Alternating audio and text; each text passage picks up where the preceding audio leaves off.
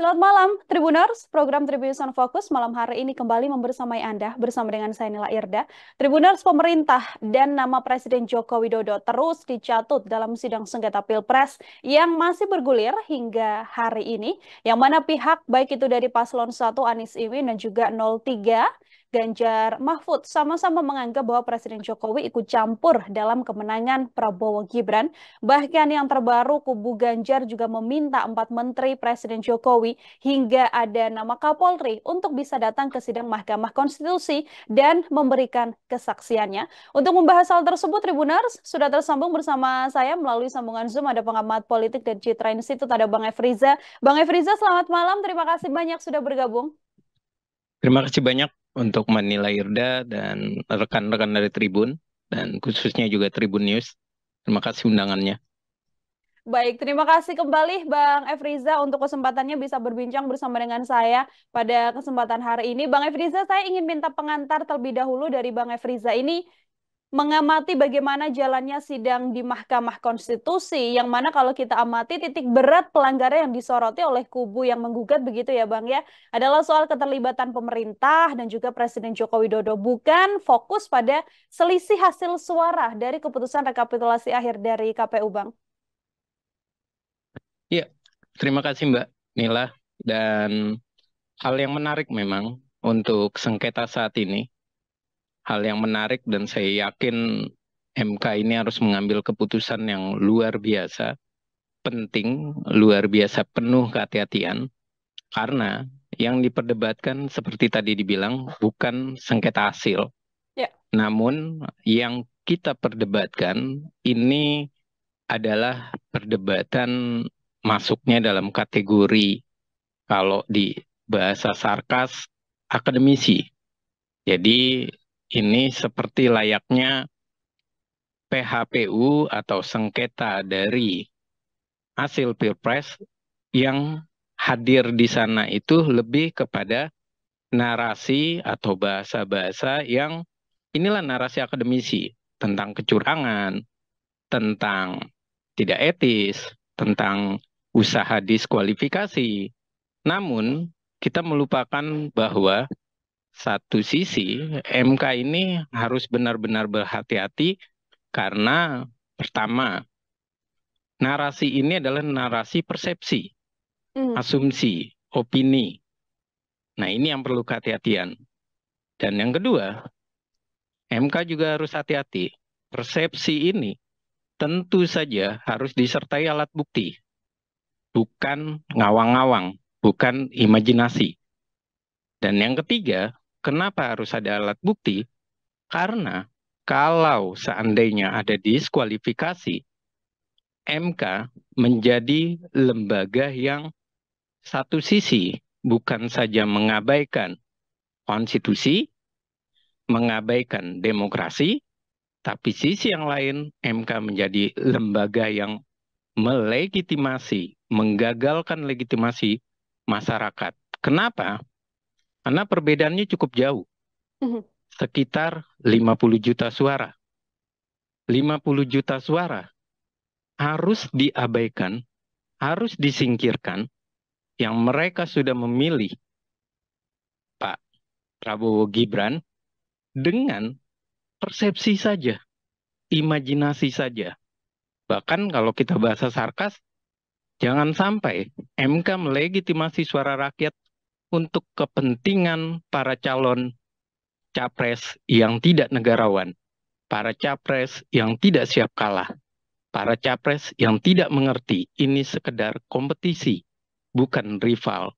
Harus dihargai demokrasi itu sendiri. Seperti itu, Mbak. Oke, jadi Narasi memang pendahuluannya. baik, terima kasih Bang Efriza. Artinya memang MK harus sesuai dengan jalan atau ranahnya begitu ya untuk melihat bagaimana perselisihan yang terjadi dari pihak penggugat maupun yang kemudian tergugat ini agar supaya nantinya penyelesaiannya adalah penyelesaian yang juga menguntungkan bagi pihak-pihak termasuk juga masyarakat yang sudah menjatuhkan pilihan pada 14 Februari seperti itu. Ini kalau kita amati Bang Efriza, campur tangan Presiden Jokowi begitu ya, dibahas berkali-kali dalam sidang oleh paslon 01 dan juga paslon 03. Kalau kita amati juga ada kaitannya soal bansos yang kemudian dibahas, soal PJ kepala daerah yang juga dibahas, sampai dengan sosok Gibran Rakabuming Raka yang disebutkan adalah seorang putra dari Presiden Joko Widodo. Apakah hal ini kemudian layak untuk dibawa ke ranah MK kalau dari analisa Bang Efriza? Ya, ini adalah suatu hal yang tadi saya perlu tekankan atau garis bawahi. MK harus hati-hati membuktikan hal tersebut. Ya. Yang pertama kehati-hatiannya adalah Bawaslu ini maupun KPU juga dianggap dalam prosesnya, karena ini menariknya selalu mundur ke belakang, dianggap bahwa ini tidak jelas. Ini ada kepentingan pemerintah. Pertanyaannya adalah, mereka siapa yang milih? Mereka yang milih tentu ada pemerintah dan juga ada DPR. Nah, kalau mereka dipilih dan mereka dinarasikan sebuah kecurangan, artinya apa?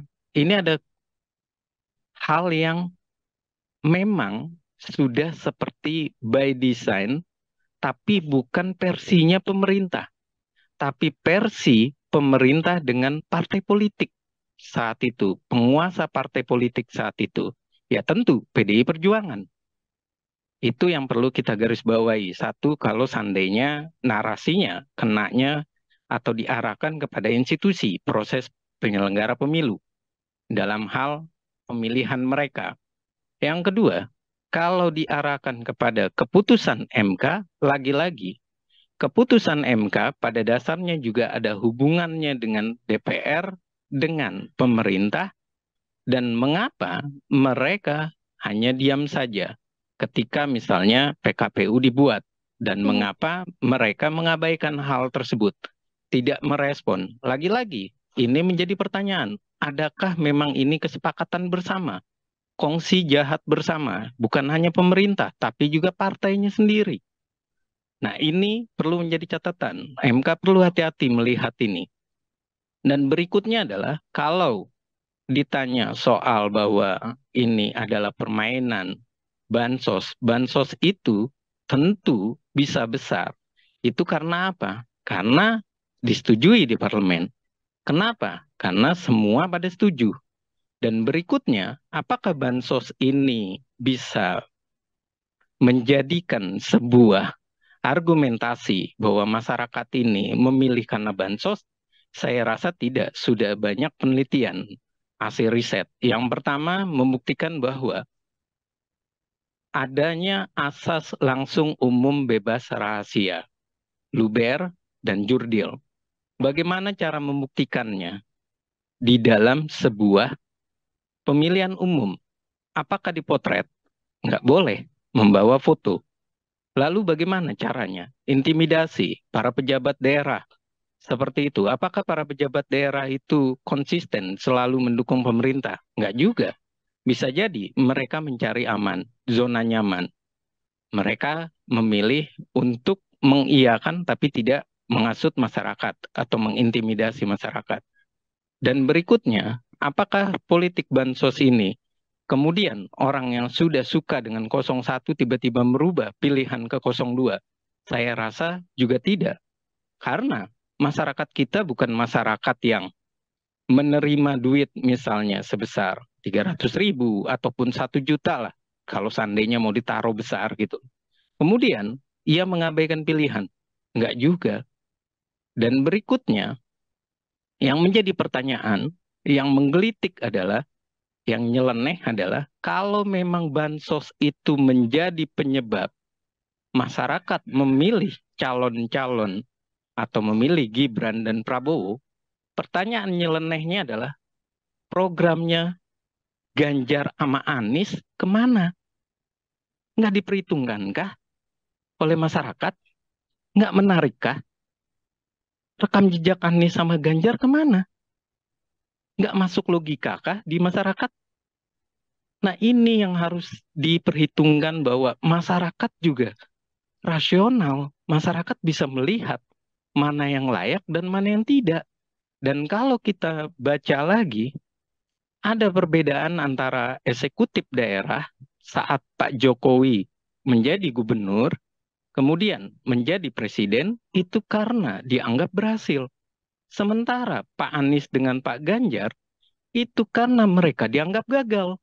Lalu, apakah rekam jejak kegagalan mereka yang ada di media itu tidak dibaca oleh masyarakat kah?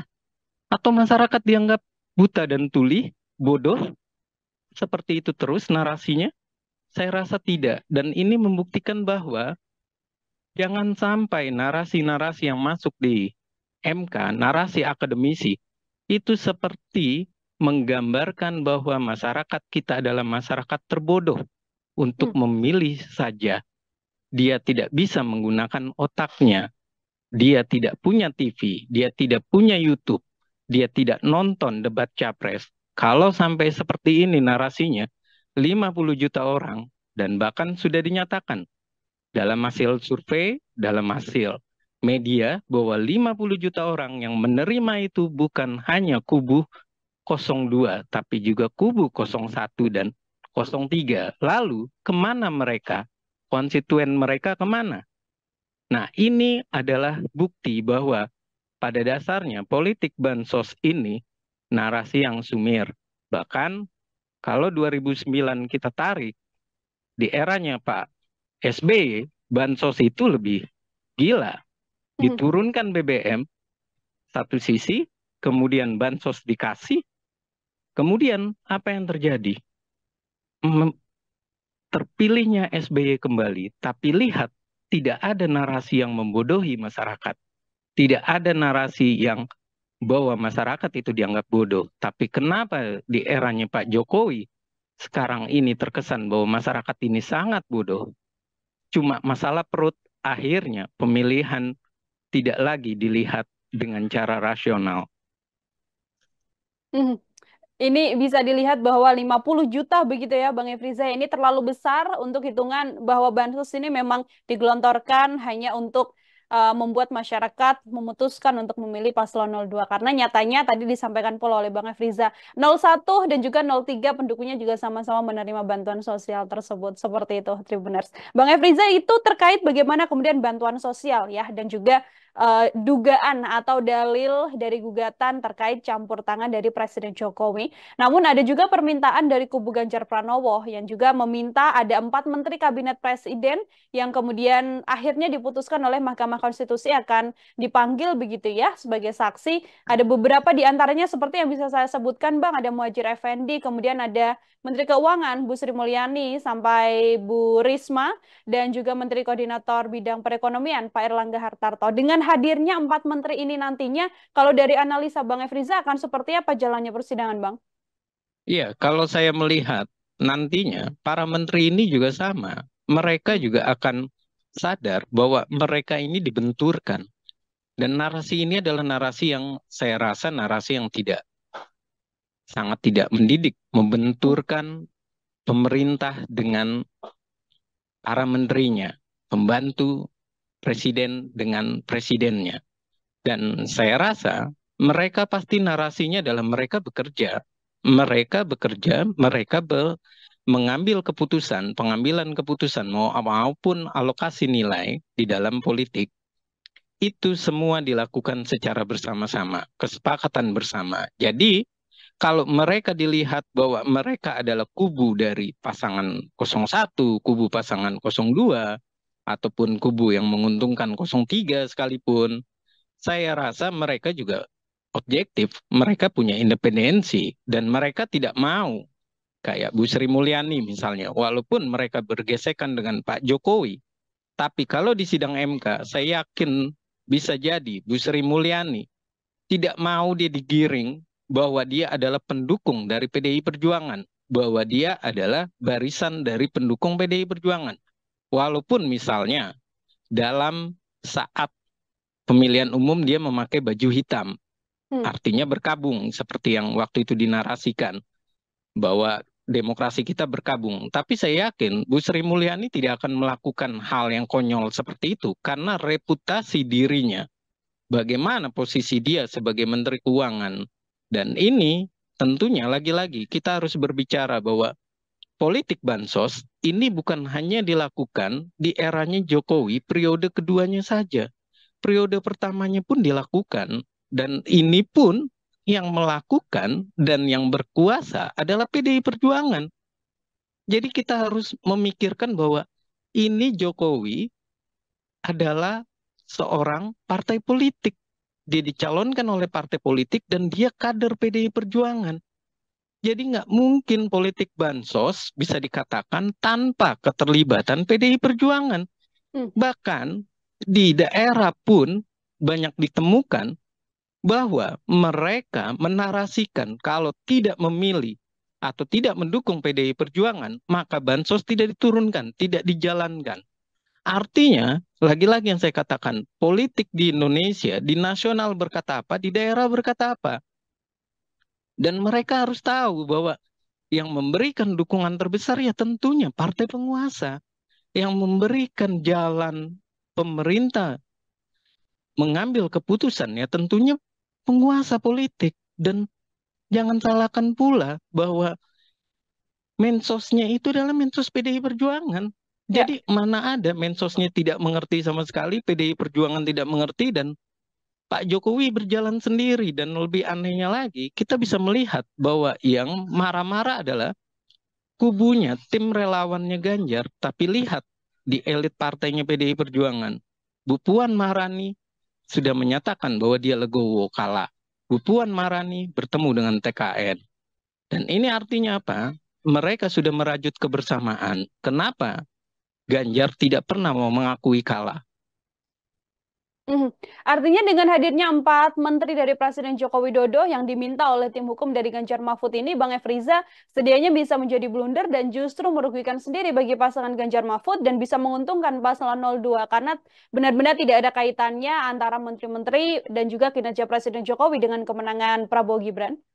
Iya, tentu tidak ada kaitannya. Sekarang apa kaitannya Bu Sri Mulyani? Apakah Bu Sri Mulyani ini orang partai? Tidak juga kan. Apakah Bu Sri Mulyani yang meng-ACC hitung-hitungan ekonomi seperti itu? Kemudian Bu Sri Mulyani bagian dari memberikan intimidasi, memberikan arah bahwa seperti ini yang akan dilakukan oleh pemerintah. Saya rasa juga tidak. Begitu juga PJ-PJ yang dibangun oleh pemerintah. Saya rasa mereka juga sadar bahwa mereka nantinya punya kans untuk maju menjadi gubernur atau wali kota atau bupati, dan saya yakin mereka juga tidak mau untuk mengambil posisi dirinya ini dalam posisi yang rekam jejaknya nanti hitam, nanti kelam, nanti buruk. Dan ini adalah pertarungan, bukan sekedar pertarungan soal kecurangan pemilu ada atau tidak, tapi pertarungan soal nama baik. Nama baik mereka, kinerja baik mereka yang dipertontonkan, diolok-olok hanya untuk memenangkan orang-orang yang tidak move on. Hanya untuk memenangkan orang-orang yang tidak mau menerima legitimasi masyarakat. Kalau bahasa Tiongkok adalah orang yang kalah tidak perlu meraih simpatik masyarakat. Karena memang masyarakat yang tidak mau mereka menang. Harusnya itu disadari oleh mereka. Oke, yang memang sudah kalah tidak harus mencari simpati karena memang tidak dipilih begitu ya, Bang Efriza ya, oleh masyarakat untuk berkesempatan memimpin Indonesia selama 5 tahun mendatang seperti itu. Jika kita lihat bagaimana kemudian tuntutan atau gugatan-gugatan dan dalil yang disampaikan paslon 01 dan juga paslon 03, Bang Efriza, sampai kemudian terus berulang narasi Presiden Jokowi campur tangan, ikut campur, apakah kemudian berkemungkinan MK ini bisa condong berpihak pada penggugat atau justru narasi-narasi yang didalilkan oleh 01 dan 03 ini semuanya akan terbantahkan dan tidak membuahkan hasil kalau dari analisa Bang Efriza? Ya, kalau saya lihat inilah pembuktian MK. Sampai sejauh mana mereka benar-benar bisa menunjukkan independen. Mereka mengawal konstitusi, mereka mengawal institusi. Kenapa? Karena sekarang ini dengan tidak adanya Pak Anwar Usman, tamannya Gibran, itu diharapkan sekali bahwa MK memenangkan mereka. Nah, menjadi pertanyaan, menjadi menohok oleh kita, bahkan kalau perlu kita menjadi opini publik, bahwa MK harus membuktikan kalau gugatan ini dikabulkan, didiskualifikasi, apakah MK benar-benar independen atau jangan-jangan perlu kita ajukan ke MK bahwa MK ini sudah berpihak kepada 01 dan 03. Karena apa? Ini pertarungan antara MK menjadi mengawal konstitusi, menjaga institusinya, dan menjaga suara rakyat. Jangan sampai MK mendiskualifikasi seorang calon mengikuti maunya pasangan calon, tapi dia menghakimi suara rakyat. Dia tidak mengawal suara rakyat. 50 juta hanya dikalahkan oleh kualitatif. Dan di kuantitatif pun itu sudah dibuktikan. Surveinya memang penyebab kemenangan dari Prabowo adalah Gibran. Dan itu memang benar. Prabowo sudah besar, tapi penyebab kemenangannya adalah Gibran. Mengapa Gibran? Karena di sana terbangunlah persepsi publik bahwa keberlanjutan program pembangunan, keberlanjutan program pemerintah itu benar-benar nantinya layak dilakukan. Sisi yang lain, bahwa debat capres itu telah membuktikan siapa yang pantas, siapa yang layak menang. Dia adalah yang bisa menguasai simpatik masyarakat, yang bisa menguasai apa yang diinginkan oleh masyarakat, program apa yang mau dibahas, apa yang diharapkan oleh masyarakat. Sekarang pertanyaannya, programnya Anies, programnya Ganjar Pranowo kemana? Nah, inilah yang menjadi pertanyaan, menghilang senyap, malah mereka membawa narasi-narasi mundur. Ketika mereka sudah mau berdebat, ketika mereka sudah mau menerima Gibran, tapi sekarang diperdebatkan, harusnya Gibran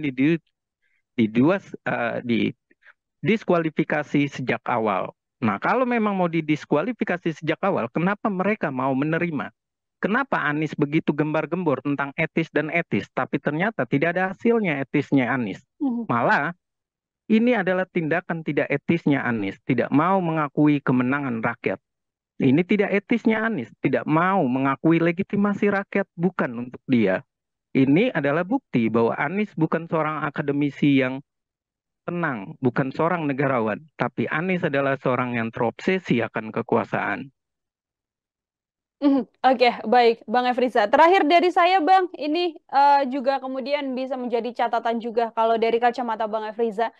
Apabila nanti analisa Bang Efriza, mampukah kemudian gugatan ini bisa condong ke arah Anies dan juga Ganjar, ataupun tidak nanti MK memutuskan bahwa narasi atau dalil yang disampaikan begitu ya oleh kubu Anies dan juga Ganjar ini tidak terbukti sehingga suara 96 juta yang diperoleh Prabowo Gibran ini memang benar atau dinyatakan tidak ada gugatan lain begitu Bang Efriza. Sikap apa yang sedianya bisa ditunjukkan oleh kedua kubu yang kemudian saat ini masih terus panas melayangkan gugatan dan tidak mengakui kemenangan paslon 02? Iya, yang pertama sikap yang harus ditunjukkan bukan hanya kepada kubunya dari Anies dan Ganjar ya, tapi juga dari akademisi. Mereka sudah berjuang menarasikan, misal menarasikan kenapa harus ada PJ gubernur, kenapa tidak diperpanjang. Nah, narasi ini kalau sudah keputusan MK menyatakan bahwa persepsi, adu gagasan, dan kurang lebih juga nanti akan adu alat bukti, kalau sudah diputuskan oleh MK, para akademisi harus mendukung pemerintahan. Itu yang pertama. Suka tidak suka, akademisi harus kembali ke balik layar, ke akademisi, ke gedung di dunia akademik bahwa mereka harus mengawal pemerintahan, bukan mereka tidak bisa move on layaknya politisi. Yang pertama. Yang kedua adalah bahwa sekarang ini kalau Prabowo dinyatakan menang dan penggugat itu adalah penggugat dianggap ditolak, maka yang pertama harus dilakukan adalah Anies menunjukkan itikat baik dengan ia tidak usah membawa etis-etis lagi, tapi dia berpidato untuk masyarakat, untuk menenangkan masyarakat yang menunjukkan bahwa ia menerima kekalahannya. Baru itu dinyatakan ia seorang politisi, seorang negarawan, dan seorang mantan pendidik yang terbaik. Kemudian Ganjar, dia juga harus buktikan dirinya, bahwa dirinya selalu bilang bergaya flamboyan, terkesan bijak, bahwa dia terkesan mengerti masyarakat, bahwa dia melakukan kontemplasi terhadap penderitaan masyarakat. Ketika ia kalah, ia harus menunjukkan itikat mendukung pasangan Prabowo Gibran. Jadi tidak perlu lagi narasi-narasi baper, narasi-narasi penyesalan, karena bagi saya PDI Perjuangan bukan menyesal. Semestinya ketika Gibran maju di Cawapres maupun sebelumnya di Pilkada.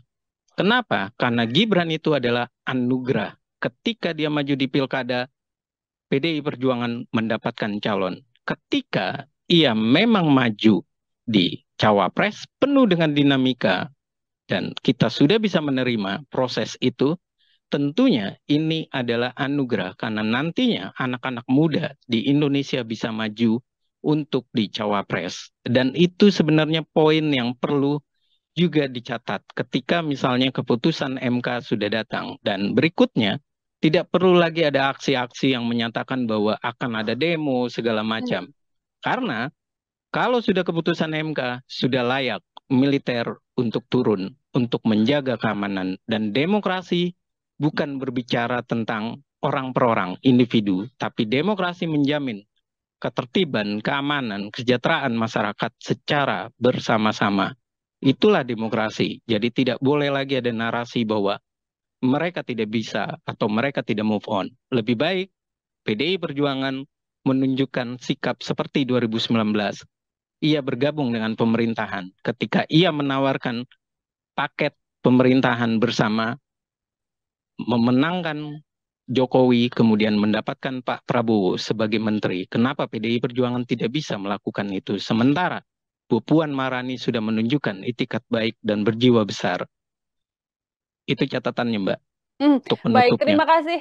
Terima kasih banyak Bang Efriza, ini juga semoga bisa menjadi salah satu gambaran begitu ya bagaimana akhir dari sengketa Pilpres ini bisa berjalan dengan baik dan tidak ada satu, dua, atau tiga pihak yang kemudian masih merasa bahwa hasil dari pemungutan suara ini adalah hasil yang salah karena ini adalah hasil akhir dari suara masyarakat yang sudah dijatuhkan pada 14 Februari 2024. Seperti itu. Bang Efriza, terima kasih banyak untuk Sama-sama, Mbak. kesempatannya berbincang bersama dengan saya pada malam hari ini. Semoga di lain kesempatan kita bisa berbincang dengan diskusi-diskusi dan bahasan lainnya, Bang Efriza. Sama-sama. Makasih Manila dan terima kasih untuk Tribun dan Tribun News. Dan mohon maaf kalau ada salah kata dan sekali lagi terima kasih. Siap, terima kasih kembali Bang Efriza, selamat beraktivitas. Dan Tribuners, demikian obrolan saya bersama dengan pengamat politik dari Citra Institute Bang Efriza. Nantikan obrolan saya dengan narasumber-narasumber lain dan juga tema-tema lain tentunya. Saya Nila Irde pamit undur diri, terima kasih dan sampai jumpa. Baik. Download Tribun X sekarang, menghadirkan lokal menjadi Indonesia.